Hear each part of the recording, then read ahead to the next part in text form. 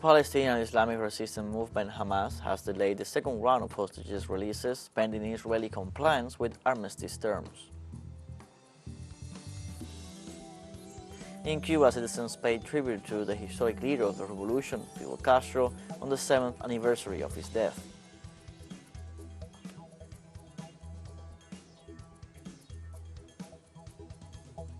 And in northern India, the attempts to reach 41 construction workers stuck in a collapsed tunnel for 2 weeks were again hindered after the machine being used broke down.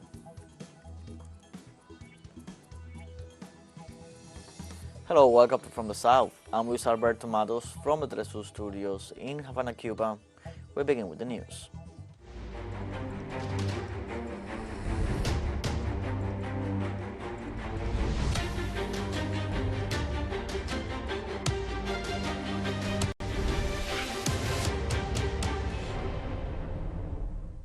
The Islamic Resistance Movement Hamas postponed the second hostage exchange pending Israeli compliance with the terms of the armistice. Hamas military wing announced that the release of the second group of hostages is suspended until the Israeli army follows through with the agreements. The occupying forces did not comply with the terms of allowing the passage of trucks and medical supplies and basic necessities for the inhabitants of northern Gaza. So far, Hamas released 24 people who were kidnapped on October 7th. On the other hand, the Israeli occupation forces freed 39 Palestinians illegally detained in Israeli prisons.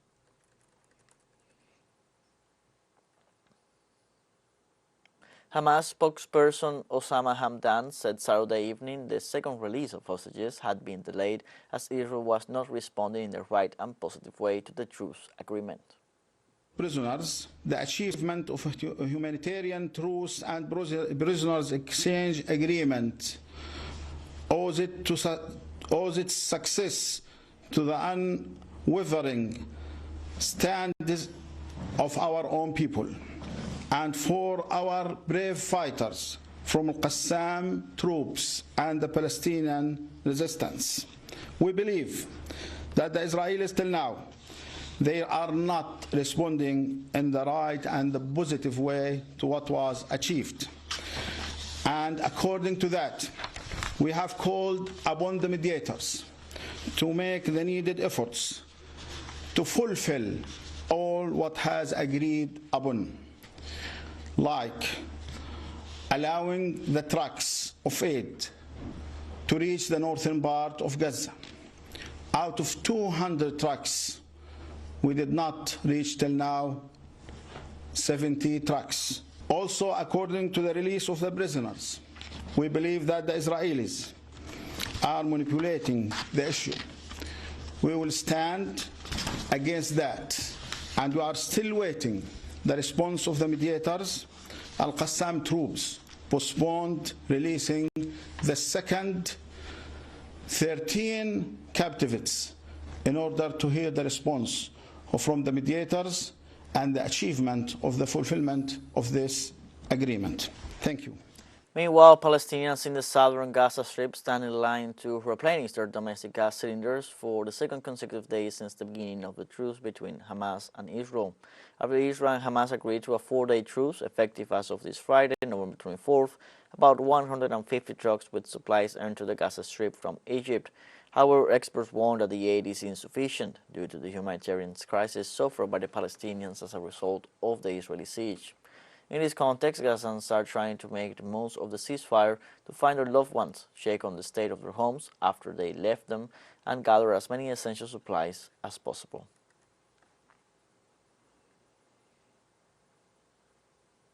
The World Health Organization has expressed grave concern, claiming to have no information about the director of the Al-Shifa hospital and other workers arrested by the Zionist army. According to the agency, Dr. Muhammad Abu Salmeyan was arrested on November 22nd, along with 5 other workers while participating in a UN mission to evacuate patients. Since that day, there is no information about 4 of the detainees, including the hospital director, while 2 others were released.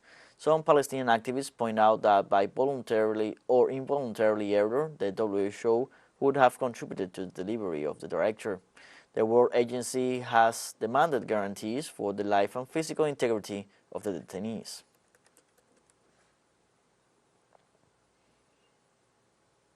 In Spain, the City Council of Barcelona approved a declaration suspending institutional relations with the government of Israel until there is a definitive ceasefire in the Gaza Strip. According to local media, the mayor's office of Barcelona requested that the basic rights of the Palestinian people be guaranteed.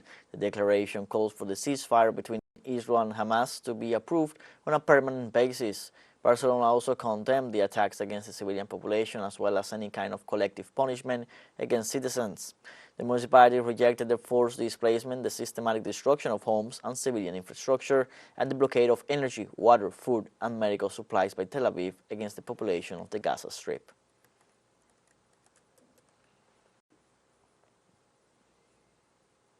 In the United Kingdom, people took to the streets to demand a definite ceasefire between Israel and Hamas.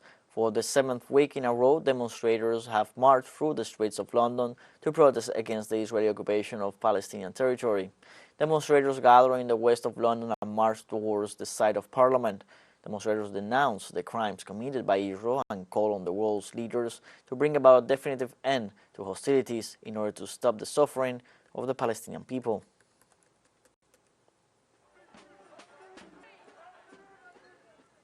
In Colombia, a Palestinian family arrived after national government mediation achieved their departure from Gaza.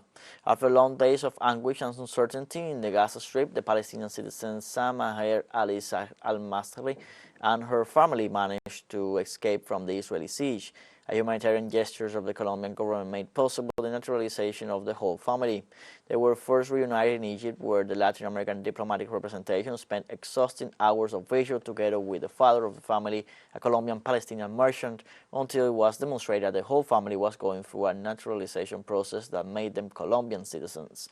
On their arrival, they told about the horror that's being lived in the coastal enclave. It is a very difficult experience, very painful. Only God knows it. The houses are destroyed. The buildings are falling on the people who are inside. In the street, there is no water because they have cut off the water supply. Total destruction. Let's take a short break, but remember you can join us on TikTok at teleSUR English, where you will find news in different formats, news updates, and much more. Other stories coming up. Stay with us.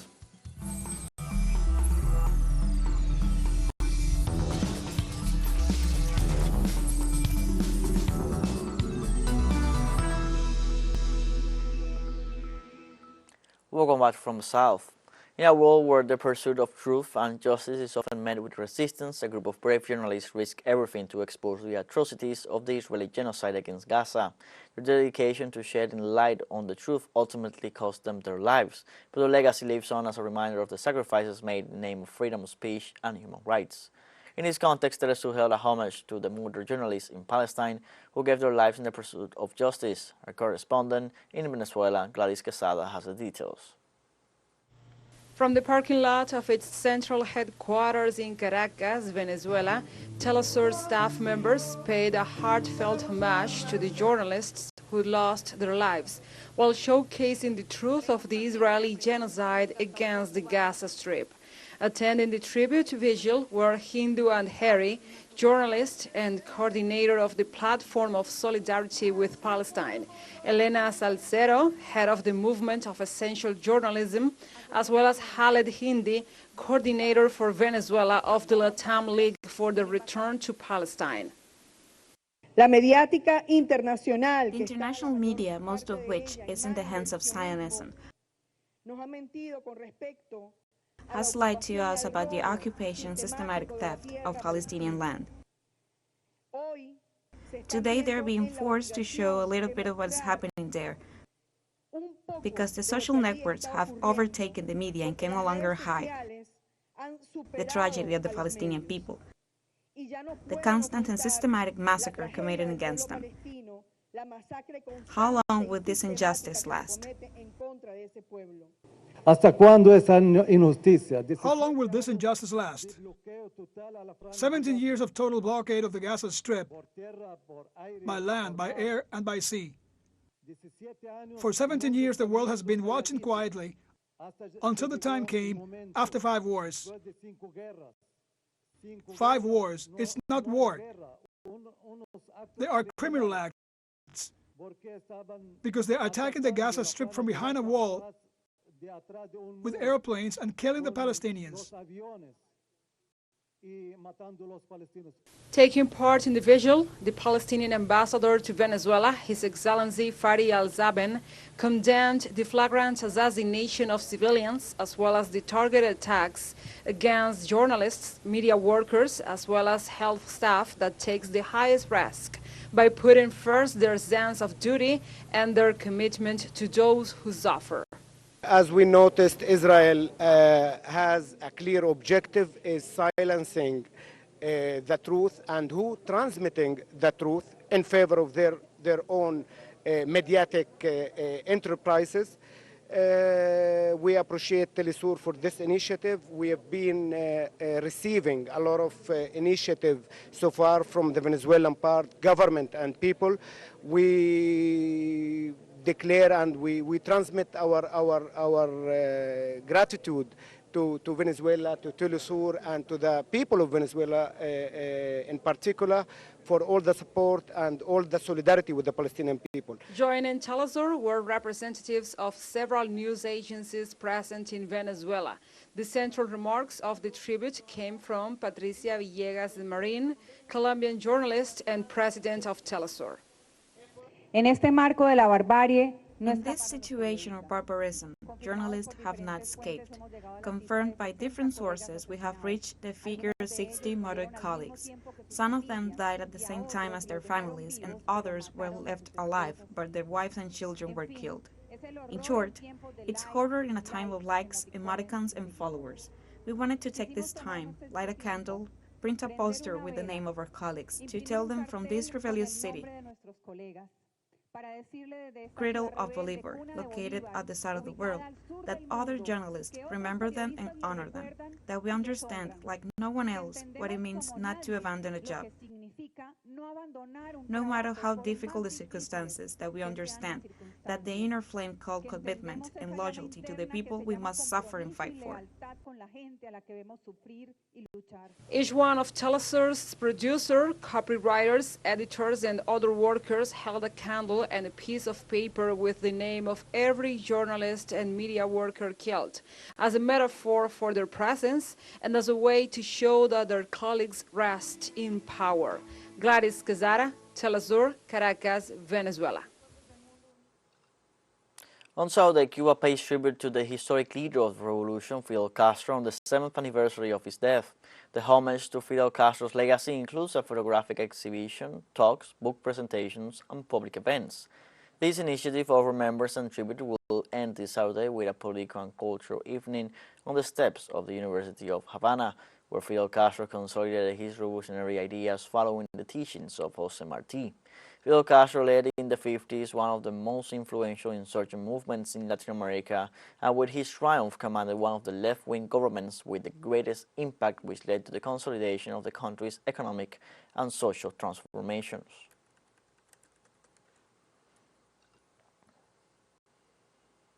According to the Gender Equality Observatory for Latin America and the Caribbean, an organization ascribed to the United Nations, over 4,000 women were victims of femicide in 2022.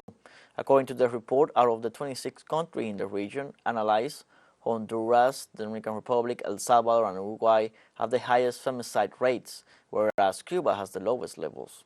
The report data reveals that 70% of the victims were between 15 and 44 years of age. The Executive Secretary Jose Manuel Salazar said the figures are unacceptable and urged to redouble efforts to prevent femicides.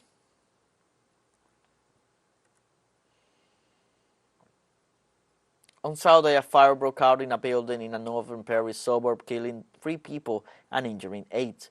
Officials added that among the injured is a child who is in a critical condition. Police reported that the fire started at 2 a.m. local time on the ground floor of the building in Stains, an immigrant majority town about 15 kilometers from Paris. 24 fire engines and 88 firefighters battled to put out the blaze, and 1 fireman was slightly injured. The other residents of the building were evacuated and given shelter in a sports hall. Authorities launched an inquiry into the cause of the fire.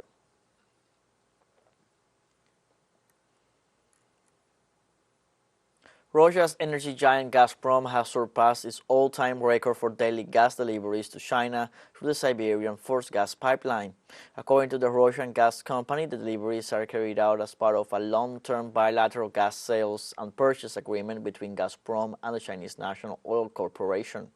In 2022, Russia exported a record 15.5 billion cubic meters of gas to China, for a 49% increase with regards to 2021.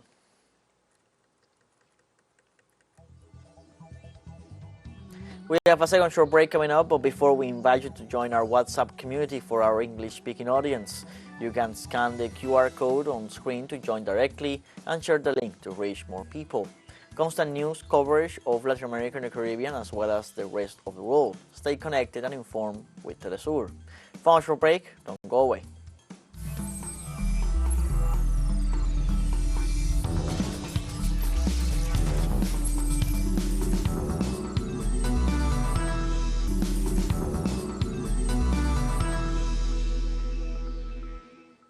Welcome back from the south. On Saturday, attempts to reach 41 construction workers stuck in a collapsed tunnel in northern India for 2 weeks were again hindered. Rescuers had been working by hand to remove debris after the drilling machine they were using broke down a day earlier while making its way through the debris of rock, stones and metal, but the operation was halted on Saturday. Arnold Dix, an international expert assisting the rescue team at the accident site in Uttarakhand state, said it is unclear when the drilling will be able to start again. The machine stopped working after it had drilled about 2 meters of the last stretch of 12 meters of rock debris that would open a passage for the workers to come out from the tunnel.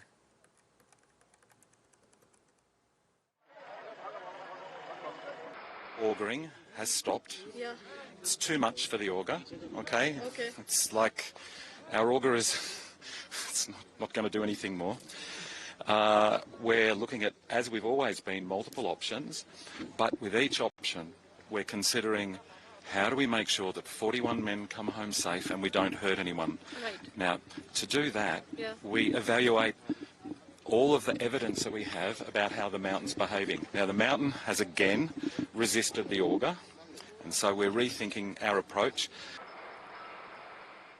On Saturday, a fire tore through a shopping mall in southwestern Pakistani city of Karachi, killing at least 11 people and injuring 22 others, according to Mayor Murtaza Wahab. The multi-story RGA mall is in a commercial high-rise that also houses call centers and software firms. The fire department dispatched 8 fire trucks to the scene after being alerted at 6:30 a.m. local time. Chief Fire Officer Ishtiaq Ahmed Khan said the fire was extinguished and a cooling process was underway. He also added that the 4th floor of the building was the most affected. Furthermore, he said that 5 of the 22 injured were in critical condition. The cause of the fire was not immediately clear.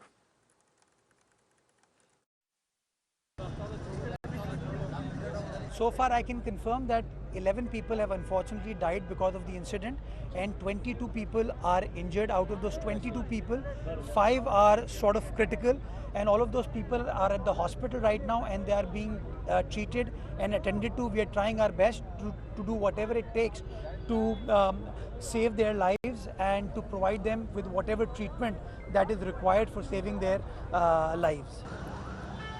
In Burkina Faso, over 300 people have died over the last 30 days from dengue fever outbreak affecting the country since January 2023. According to a recent report by the country's health ministry, only from mid-October to mid-November, the ongoing dengue fever epidemic killed 356 people, bringing the death toll to 570, whereas the total number of suspected cases stands at 123,804. In an attempt to curb the spread of this mosquito-borne disease, the government has started fumigating against mosquitoes in the capital, Ouagadougou, and in the city of Bobo Dioulasso, which are the most affected by the dengue epidemic.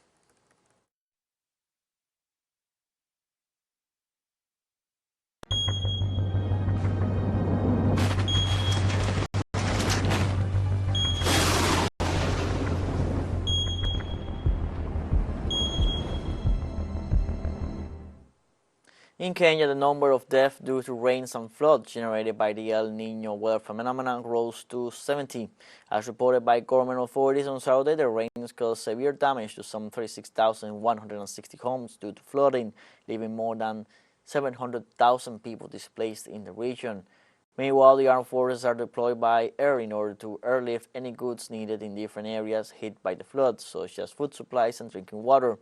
According to Kenya's Meteorological Department, the rains will continue until January 2024.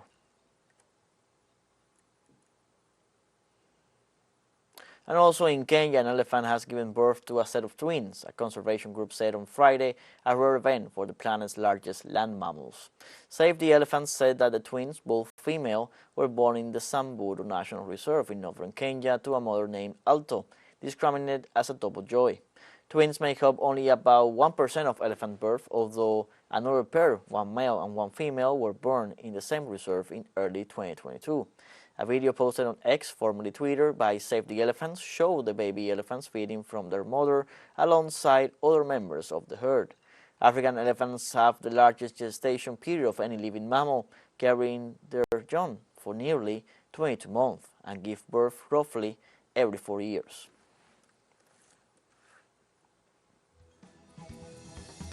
We have come to the end of this news brief, but before saying goodbye, we want to thank our Caribbean audience, especially the audience of Trinidad and Tobago. We are pleased to share our newscasts and contribute to provide an alternative news source of the latest world events.